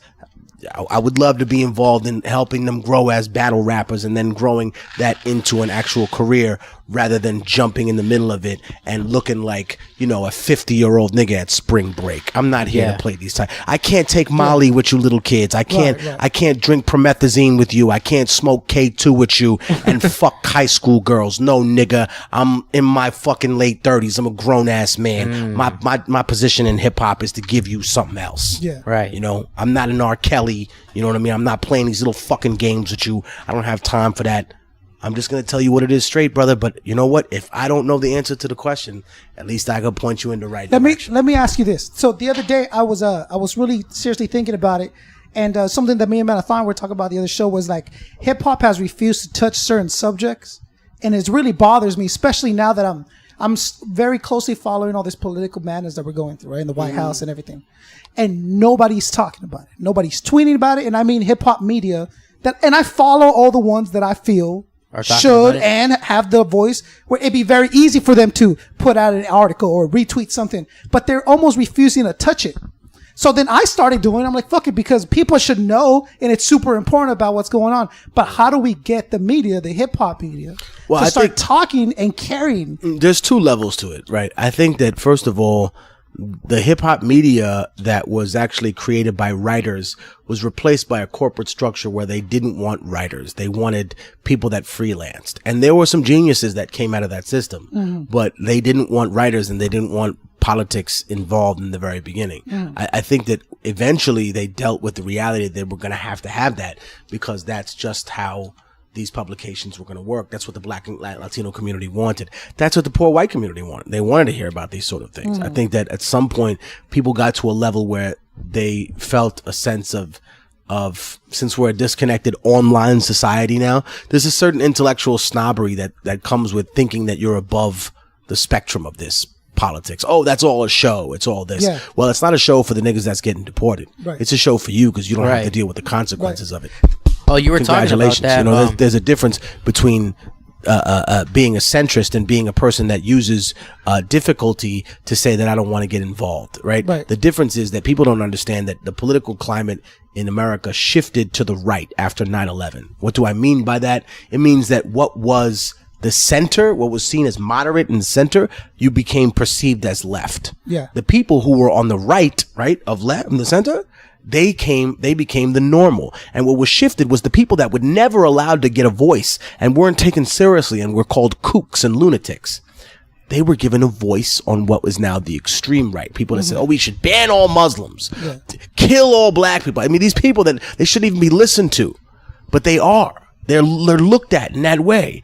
And on the left, I think the difference is that people, when they talk about racism and they discuss these issues, they don't understand that there's a difference between being bigoted and being racist. Right. If I make fun of someone because they can't dance and I say that's one thing, that's different than you being able to go into court and just because of the benefit of something that they don't understand that they've had for years, they get a different sentence or they can get a different representation of their people. And what I mean by that is not to say that I think it's wrong to call it white privilege. It's more of a white advantage that they don't understand that they have. In the same way that everyone has an advantage they don't understand.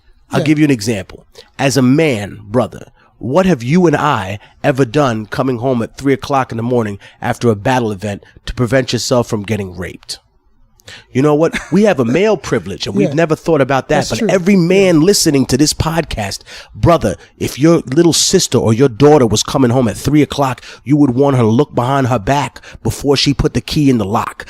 I'm talking to your heart, little nigga. I'm getting past all the bulletproof vest and the tough guy looks right now. If your mother was walking home at 4 o'clock in the morning after working a night shift, you would want her to look behind her when she was walking down the street. And if your sister or your daughter was in the club, you wouldn't want her to take a drink from some dude unless he drank it first, so that we know there's no roofies in it. So now we know that there are certain things that women have to do that we don't have to do to get along. And that's it. That's all that we're saying, that there are some things in the society that other people just have the advantage of because they never considered it. And the reason that it's not a privilege is because or reason it's not considered a privilege to them is because they think, man, I'm still poor. I'm still fucked up. No one's saying you're not poor.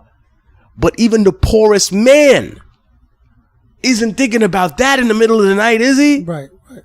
The richest girl is, though. Right. So even the poorest certain person of a demographic is saying, man, all right, maybe the cops will give me a break. And even the richest nigga is getting stopped and having your pockets ran and jumped on the floor. So we already know what it is. Maybe it's that's not why a question people of will privilege, never but understand. of advantage. Maybe that's why people will never understand, because they'll never have that fear that she has, well, or that want that, like they can never. Right. Well, as a student of history, you have to point out certain things to people. Yeah. Like the people who started a transcontinental slave trade before Europeans had the power to do anything were the Vikinger. The Vikings used to steal women from the coasts of Scotland and from Northern Ireland, and they would steal them and sell them to the Arab lords in the slave markets of Cairo. Right? This was before Europe had its shit together. These people were drinking beer at that time in Europe in the Middle Ages because the water was infected. They were transferring diseases through genetic warfare because they knew if you threw sick bodies into someone else's shit, we're talking castle torture type shit. Wow. This was an age of a super religious state that all of Europe was, where people were burned for saying that the sun was not the center, that the earth was not the center of the universe. You see what I'm saying? That there was such a hold on the society. So what's the point in seeing that then transferred to a larger stage of people, right? You get that they don't get, or they've never been introduced to the history that's existed. Mm-hmm. So when they think about it, they don't think of it in the same context. Yeah. So when you say, okay, half the Crusades weren't even against Muslims, and people say, well, what are you talking about? In the age of counterterrorism and terrorism around the world, here's a little tidbit fact that puts everything into perspective. Half the Crusades were not against Muslims. They were against other Christians to consolidate power. Mm-hmm. Now ask yourselves a questions, white, black, brown, American citizens, or people that are just here listening to this. The people of the Middle East, have they gained or lost freedoms, or are in the same shitstorm they've been in for the past 50 years? You would say they've been in the same shitstorm. Sure, they've gotten freedoms. They've lost some. It's give and take here. Well, what about us in America ever since 9/11? Have we gained freedoms or lost them? No, we've just been taking L after L after L after L. So half these crusades that we see now are against those people over there, but the consolidation of power is here at home. And I remind people, what they miss about the immigration struggle is that they test the system on people with the least amount of political representation, so that when it happens to them, they have no one to complain. And it's more complicated than the old Holocaust poem. It goes even farther, because I'll say this much. We're all old enough to remember Star Wars, right? Of course. Remember when he was going to freeze Han Solo? The machine wasn't for Han Solo. It was for Luke Skywalker, right? Mm-hmm. And he said, well, what are you going to do? He said, what if it kills him? And he goes, I don't want the Emperor's prize damaged. Test the machine on Captain Solo. Mm-hmm. So that's why he threw him in there. Yeah. You niggas don't understand. And the white working class majority in this country for now doesn't understand that for all those years, we were Han Solo. and you were the emperor's prize. You were the majority of the tax money that they were getting. And they tested this system on us to make sure you were desensitized to it so you wouldn't complain. Oh, you talked so much about those FEMA camps, Alex Jones. I've been on this show. Right. You didn't land a glove. We talked about everything. Look, we talked about those FEMA camps. Now they're full of immigrants. And then the right-wing people stopped complaining. Wait. I thought these things were horrible to have any human in. The premise is not having a centrist position based on what the global politics of the day is. No, the centrist position is fake if you're compromising human rights. Here's the problem, though. That's the basic bottom line. Is that everything you just said is knowledge, and people need to look through their own research that'll lead them to other truths. Here's the thing. We don't talk about it in hip hop. And this bothers me a little bit, and I'll tell you why. Because as a media, I start to realize, well, my fans are listening. They're paying attention, and what I present to them, they're going to be like, well, I might be more lean to understand it or do more research if I hear it from someone I trust. I read an article that was like hip hop is the #1 music around the world now. It was like the influence has outgrown the rest of the world in like rock and country. Like there's more hip hop stuff around the world than anything else. But we don't talk about the politics, and we don't talk about knowledge of self, and the media doesn't perpetrate that. My question was, I want to know how we get them interested in doing so, and how do we get other artists to understand and say, yo, I have a voice. Let me use it for something positive. I mean, I think, first of all, they have to realize that just talking about things and doing them, do and say are only related because they're verbs. Right. When you doing something is not, saying something is not who you are. Doing something is who you are. Although saying things can let people know and understand what your intentions are. Right. And people judge you a lot by your intentions. Absolutely. If you intend to kill somebody, you will go to jail, my nigga. If they find you with bombs in your house that just haven't gone off, you go in there for some intention. 100%. So you can be judged by your words. Don't get that twisted. I think that what we're at an interesting stage of freedom of speech, because I think people misunderstand what that means. You can say whatever you want, but you still have to face some of the physical consequences The of it. repercussions For example, you can talk about human rights issues in the world, and you will face consequences. Yeah. If you want to talk about what's going on in China, if you want to talk about Taiwan, good luck doing business with China ever. Is that them stopping your freedom of speech? No, that's them saying, we just don't want to do business with you. Same thing with other places, which is why I say when you boycott someone, that's the only way that these people hear you. But you're still speaking the language of capitalism. They still forced you to speak in their language. So it's like, you say whatever you want, nigga. You're still speaking in English. You came down to our you're having this conversation with me. So I think in terms of that, you're going to have a constant. People are like, oh no, if I say something about this label, then I can never work with this label or brand or whatever. Right. I'm sure that's a big fear of them, right? Sorry, your box. I don't know if there's mics in there. That's got to be a big fear. Like, whoa, some of my favorite artists are the ones that did speak out, though. The NWAs, the Dead Prez, Public Enemies. Yourself. Like they were using hip hop for what it was intended for, and I think we've forgotten what that is here in this age. I had a question. Do you think this is for both of you? Do you think what commercial artist do you think can use this platform, like a Jay-Z or whoever, to make that change? Who can speak up and can actually get people to listen? Well, just before he says that, I don't know if there's a person that can necessarily do that, because you're asking someone to be Jesus. Can a person motivate other people to do that? Yeah, I think that they can, and I think that they have a lot of times. But I think what we miss is a lot. We're looking for one particular giant movement as opposed to them funneling out to thousands and thousands of people every day. But can an artist make that impact? Absolutely. Especially an artist that's very big. It just requires a person to be willing to make a self-sacrifice that's unheard of, because it's impossible to be a rock star and a revolutionary. Right. And how do you feel? Who do you think? Like, if you guys can name, if you guys don't want to drop somebody, you don't have to, but who do you think can? Because I think this culture can make it has to be wrapped up nicely too, right? So it has to be skills and the right image. Is there anyone you think that has that image that might make it easier to do that? What you were doing, but I mean, if there's an artist that's that, like a Kendrick or somebody who can really just be like, could really stand up and create the change, like you said, like he wouldn't be the only person doing it. As far as a mainstream artist, that would be the only one that I could even think would be remotely close to doing that. Like a Kendrick. Yeah. Well, I mean, you never know, because I think him obviously a very prominent figure. Yeah. But I think that in this case, you're talking about a person that makes the complete switch. So they don't have to be a person that's necessarily known just for being political in music or even having that much skills.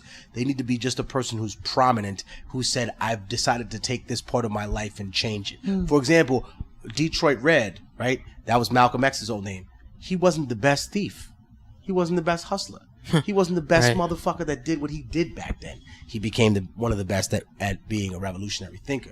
So it wouldn't have to be so much a lyricist of an MC, right? It could Just be someone that could see it through. bruh. Imagine a person who you think is the most ignorant rapper in the world. Don't 21 Savage. don't let it come out of my mouth. I'm just saying, think about the person. For the people at home, this is a question for the listeners. Right. Imagine the people at home. Think about who you think is the most ignorant rapper in the world, and about some horrible shit happening to that nigga that made him change his life and say, you know what? I'm giving this whole shit up. All this money, all this bullshit. It means nothing. Be a But lot of risk. that comes from calamity. That comes from tragedy. That comes from losing everything. Unfortunately, I'm going to keep it honest with you. That's usually the only way that I've seen human beings come together in time of calamity, in times of horror, in times of terror. Listen, we could be four of us in this room, a KKK member, Black Lives Matter activist, a fucking Nazi, and a Black Panther. We all sitting here. We happy, you know what I mean? To distrust each other and all this. You know, I don't like you. You don't like me. However, we don't like y'all for a lot of different reasons. And y'all don't like us. Let's give it 1,000. But the difference is this. If someone drops a spider the size of this table in the middle of us, that Klan nigga is going to turn to me and be like, yo, listen, brother, whatever problems we have, can we just kill the fucking spider before we get everybody else? No doubt, yeah. And the problem is that when we do that, and as human beings, it ends up that only certain people end up working their asses off to kill that spider, and everybody else takes advantage of the situation when that spider's about to be dead to tell niggas to get the fuck back. The credit. I had a question. How did this is jumping the subject too. How did you get out that song? Not how did you get it, but the song with you, Victor Vaughn, or MF Doom, the shit, Bloody Chain that you did a while ago on the Venomous Villain album. That song was hard. I want to know if you guys were in the studio together when you guys did that shit, or were you guys like separate? Hell no, we wasn't in the studio together. No? Nah, it wasn't no crazy. It wasn't. That song's hard, bro. No. I'm gonna give you some backstory. It wasn't like that. He had moved. That's why it wasn't. Whatever. I was in basic Brook. I was where I wasn't. Nobody knew who I was at that time. Pretty much, other than the only record we had out at the time was. I had a single out, the Top of Food Chain, the original version. Put the Top of Food Chain remix on this volume 1. But yeah, well at that time we were just pretty fresh. But I've known Doom for a long time. He was one of the big homies back then. You know what I mean? Right. Had a lot of mutual acquaintances, whatever have you. So we was always cool. He linked up with my man Israel from Insomniac magazine. Dude from the Bronx, you know what I mean? Another older brother from the Bronx, whatever. And I met him when I was like 10th, 11th grade, if not before that. You know, he was one of the first people that was like, "Oh, you're dope." Da da da da. He used to give me little pointers and stuff. And he had a magazine called Insomniac, and he used to just always give me words of encouragement if he had something that he could use me for. You know, whatever. And then him and Doom started doing this record. And my name came up. But Doom was like, yeah, fucks with him. That's my man. Whatever. That's tight. You know, he was like, oh, well, I fucks with him too. All right, he's like, well, I got this joint. See if he want to jump on this. It was just like that. It wasn't even nothing. So they hit me up, you want to do this record for Doom? And I was like, yeah, fuck you mean, you know. Dope. But he was like, we already got the verse because he was already in Atlanta at the time. I mean, I wasn't that important to be flown in me when to do a verse. Right. No, that's just dope. You were on the project though. Yeah. So can we expect that's a dope project. Anything from you soon? Yeah, for sure. But hold on, let me finish. What happened though? So they sent me the verse. Right. So I'm like, I'm just gonna write. You know, obviously I'm gonna hear what he said and finish writing. He's telling me about this. They told me about the Dub L. Told me, the record's kind of ill. You know, that's what You get your change act or some shit. So I get the verse. So I go to my man. You know, I used to write on my rounds right on the spot. You know what I mean? So I went to my man. My man's college dorm in Jersey City. He's wrong my man Majesty, rest in peace. My man C Spit. I mean his college dorm. So I get the verse, and for whatever reason, it only played like the last like 6 like bars of his verse. So all I heard was the last part about he kissed the girl, whatever. When he got called, when the phone call, and your girl got stabbed for the chain. Right. That's all I had, and I'm like, yo, fuck, this is what the fuck am I supposed to write about? Like, and Doom is weird, so I don't know. I don't know what because Doom could have started like. Doom is so ill with his storytelling. Like, it could have started. He could have been like, fucking plucking daisies somewhere, and then ended up someone getting stabbed. Yes, I didn't know where I'm like. It could be like a period piece. He's rapping about 1800 shit, and you're like, oh, you know how he does. Right? So I was like, fuck, man, like. So I was like, yo. So I was trying to call them dudes, and nobody was fucking answering. I'm like, yo, fuck, man, like, shit. I'm like, yo, you know what? You just write this fucking verse. Yeah. So I just went kept it neutral. No, I well, if you hear what I wrote, it's like a story base. It wasn't neutral at all. Right. But it was just like me saying, yo, fuck it. I got this little piece, and I painted the whole scenario. A story, bro. I painted the whole scenario from that little piece and made the fucking story. And I didn't even hear the first part of his verse. Yeah, it was like a bloody chain, and the girl gets a chain like. Yeah, so I just took that, and then I was just like, all right, well, you robbed all right, she got killed for a chain you robbed from somebody. Mm-hmm. So I'm like, all right, yo, fuck it. I'll bite the bullet. I'll be the dude that he robbed. Yeah. So I'm going to paint the scenario of how I came like to your the story. Perspective. Right. Yeah. You went Nate Dogg on it. And it became, and it's funny, people ask me about that fucking record. That song, that album actually is expensive. Like, if you try to buy that shit, that's expensive. It's like out of print, expensive as fuck. Yeah. That one and the other Doom. So that's dope that you're on an album that's highly valuable. I'm on a few collector's items, man. I'm on Revolutionary Volume 1 and Volume 2. No, those go for a lot of money too, bro. You know what I'm saying? The motherfucking those go for a lot of money too online. Your first wax was the Industrial Revolution. That was the first wax, or the single. No, the first Immortal Technique single. Was Industrial Revolution and Volume 1. Yeah. So okay. I said I know I was on his first. Rest in peace, PH, man. Yeah, well, I had an opportunity to book PH for a battle. He came out and battled. I forgot who it was. We booked him at the Bay when we did Arsenal versus Mr. Fab. The day before, we had PH come out. He battled. He battled on Cutter. Yeah, he battled Cutter. Yeah, because we wanted to get him out here. Shouts to Cutter, man. Yeah, that was. I'm glad I was able to meet PH in person and to actually. He was really easy to work with. I'm glad I was able to experience. Wait, that. Did you fly him out? Yeah, we flew him. I think we flew him out. I don't know. Floss took care of that shit. So that's Floss crazy. Or maybe he did. I don't know what the business was, but I was just happy that because PH, he was like a fake ass BA Baracus. He didn't like to fly too much. Really? So yeah, I'm trying to. Most of the places he ever battled, he would see. Rest in peace, my brother. I can tell a nice PH story. He used to always con us into fucking driving. Like, no, but it's gonna be a fun trip. I'm like, yo, my nigga, I know you 20 years, man.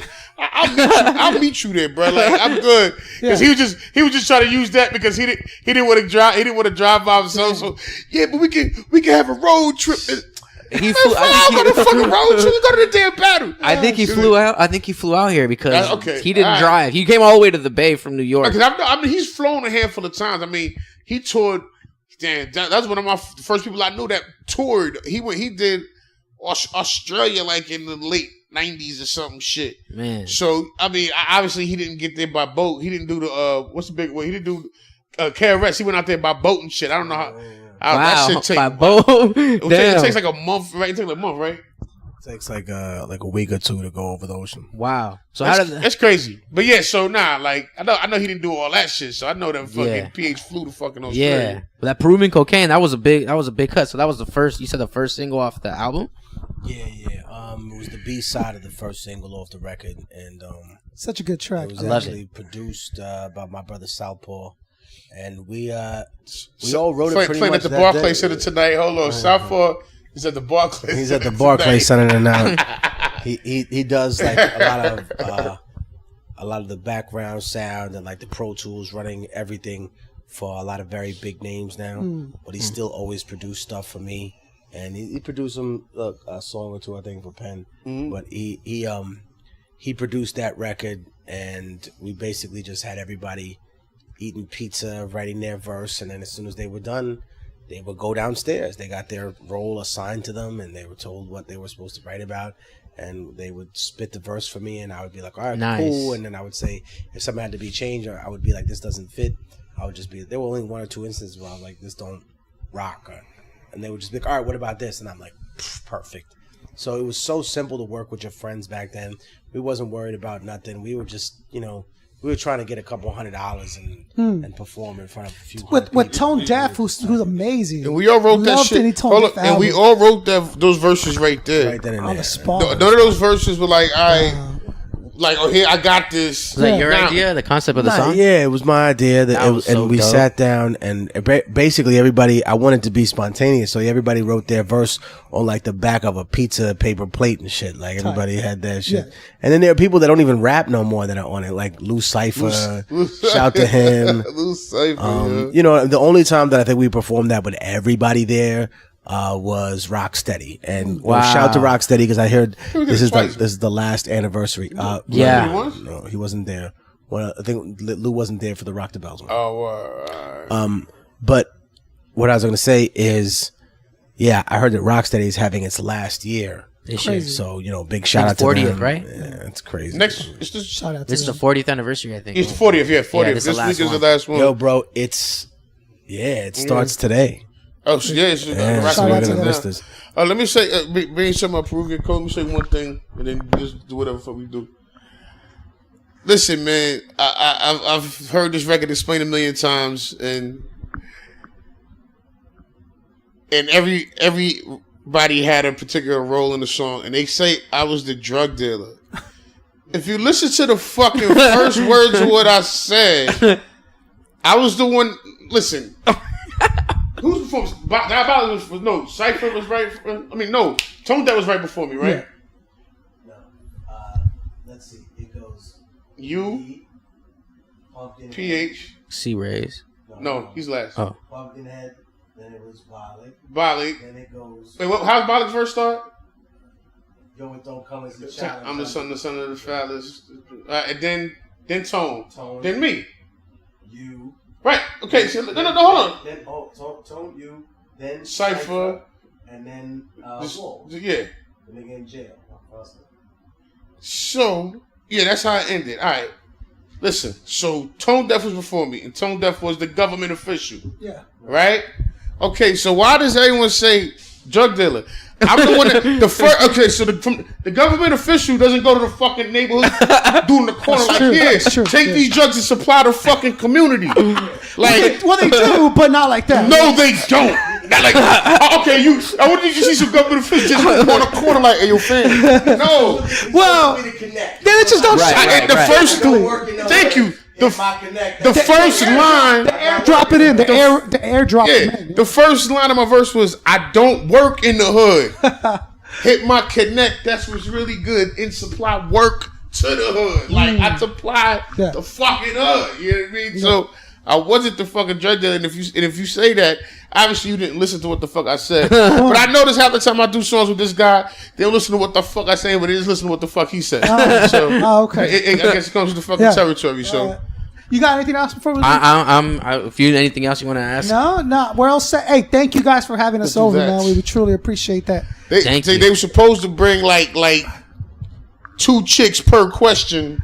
Per question. And I we're like negative damn. 432 women now. You know what I'm saying? So, Well, let me make a call real quick. make a call, please. Man, I'm gonna take you to the strip club, bro. Listen. All right, go ahead, Marathon. Man, that's what it is. Thank you for tuning in. We had Immortal Technique, Poison Pen, Koncpet, Wake the Flock Up. I am Melathion, the Time God. And you guys have just witnessed the Time Godcast. Time!